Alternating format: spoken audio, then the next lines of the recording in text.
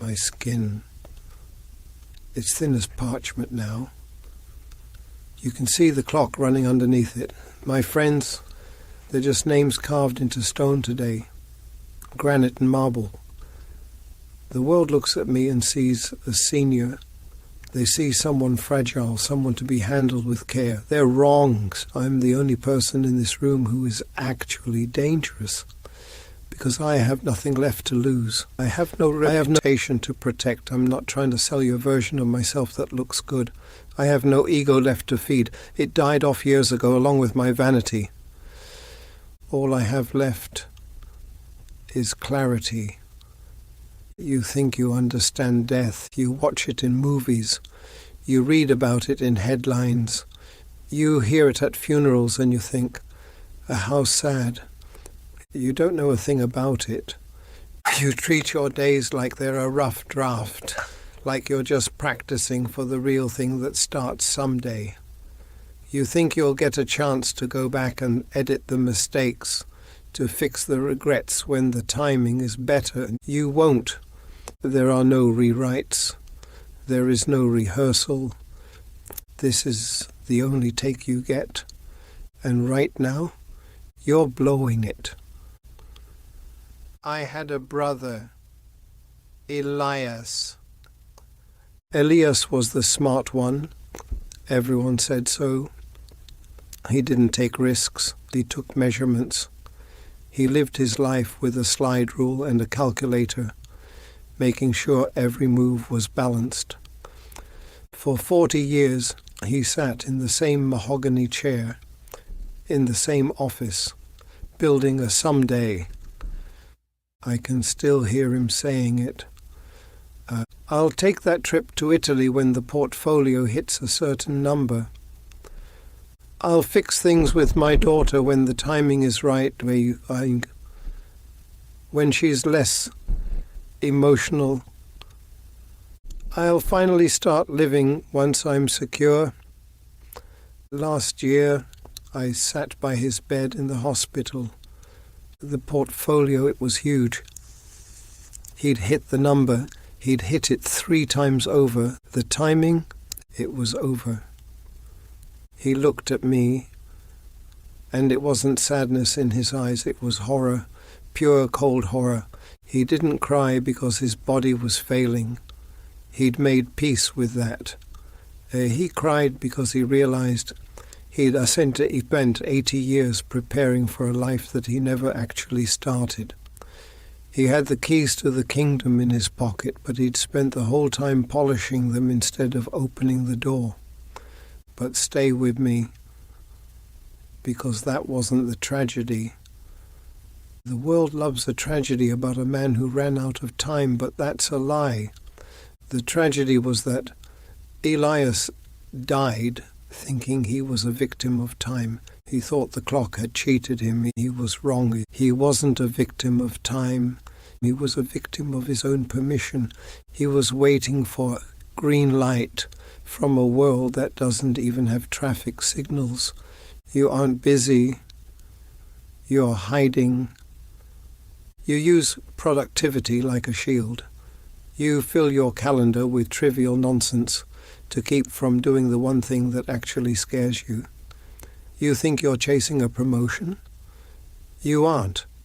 You're chasing a feeling of enough that is never, ever going to arrive. You think you're waiting for security. Let me tell you something about security after 9 decades on this earth. There is no such thing. There is only the temporary absence of catastrophe. That's it. You're addicted to your 5-year plan because it's a sedative. It's a drug. It makes you feel like you've already accomplished something meaningful without you ever having to leave the safety of your couch. You're playing a game of pretend with your own soul. Stop telling yourself you're being rational. You're being a coward in a suit. You're trading your finite breathing moments for a sense of comfort that will rot the second you stop moving. Here is the truth you aren't going to like. In about 4 minutes, this video is going to end. The screen will go black. You'll sit there for a second, feeling a spark. You'll feel that little shiver of inspiration in your chest. You might even think, that old man is right. I'm going to change. And then autopilot is going to kick in. The algorithm is going to feed you another video, something louder, something easier to watch. You'll go to the fridge to see what's for dinner. You'll check your emails. You'll get a notification on your phone, and you will let this clarity, this rare, expensive moment of truth, slip right through your fingers like dry sand. I won't let you do that. I am too old to watch you waste your life just because you're waiting for a grand epiphany. Do not try to change your life. Do not make a resolution. Do not buy a new planner. You are too weak for that right now. You haven't built the muscle for it. I want you to do one thing, in the next 24 hours. I don't care how small it is. I care that it's real. Make the phone call you've been avoiding for 3 years. Delete the app that's eating your brain. Write the letter. Buy the ticket. Tell the person you love exactly what they mean to you, not in a text, but with your own voice. Do not tell me you'll do it tomorrow. Tomorrow is a graveyard of things that never happened. Do it now, while the cold steel is still against your neck. People like to say the clock is ticking.